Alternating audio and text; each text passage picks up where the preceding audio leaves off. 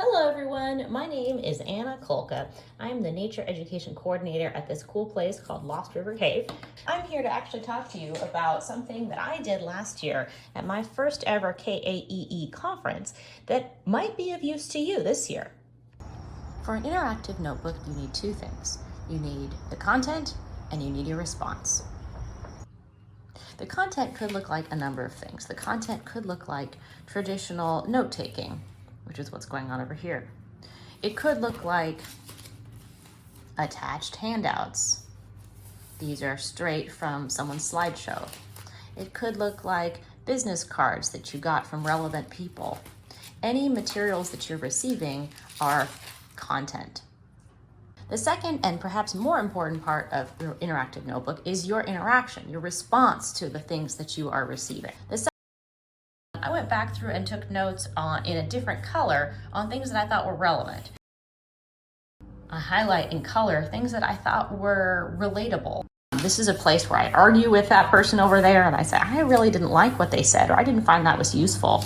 Or maybe this has another application in something else that I'm thinking about. So going back through and adding your own notes, your own thoughts is super important. That's what an interactive notebook involves. Why do you need one? For many of us, having a pile of papers to keep track of is a recipe for disorganization. Having one notebook where everything goes is super helpful. I think it's helpful for recall to make everything colorful and playful and memorable. And then most importantly, these connections that you're making to your life and to your work are where you make sense of what you're actually learning. Okay, so you found this thing that you want to put in your notebook. So maybe it's as simple as just trim and attach it, stick it in. Or maybe that's not going to work. You're going to have to be a little creative with your folding. There's many fun ways to do it to make sure that your handouts are attached to your page in a way that you can get to them. Okay, let's say that was too big and my paper is double-sided. Not a problem. You can just make a quick pocket that you will stick into your notebook.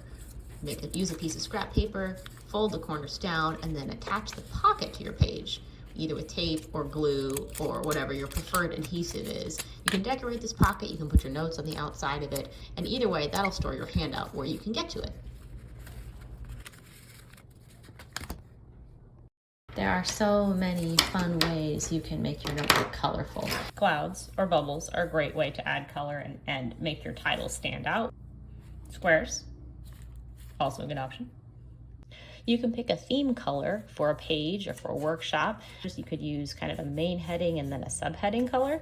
Whenever possible, I like to pick colors that to me fit with the content of the page. So for example, ripple effects about Kentucky waterways obviously has to be blue. Here's another example of a kind of theme color page with a blue and a yellow, but then here's also a fun lettering option.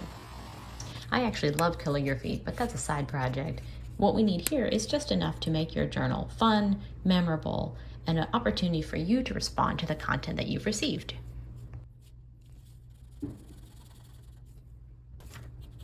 I hope this gives you some fun ideas for types of lettering that you can use.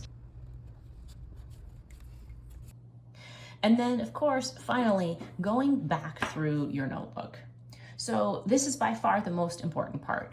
If you don't have time in a conference because you're so busy writing down everything everybody says, you're collecting all your papers, you don't have time to do this gluing and pasting and coloring and all this other fussy stuff, that's okay.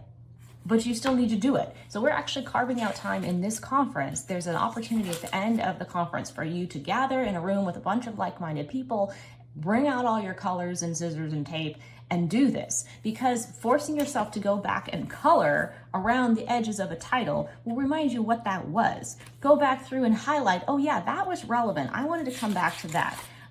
In this conference, I made a big deal out of business cards and making contact lists, because what's so great about KAEE is all the cool people you meet and the stuff they're doing, but if you don't remember who they are or how to get a hold of them, kind of wasted time. So going back through, doing your coloring, your highlighting, your loop circling, oh, this is what I wanted to do. Even it was just, oh, I think I wanted to get a sandwich on my way home. Whatever those random thoughts were, to capture them and connect them to what you've already learned so that you can go back and use it. So I hope this was helpful to you. I hope this inspires you to think about your notebook and your note taking this conference in a slightly different way. And I look forward to meeting you at the conference soon.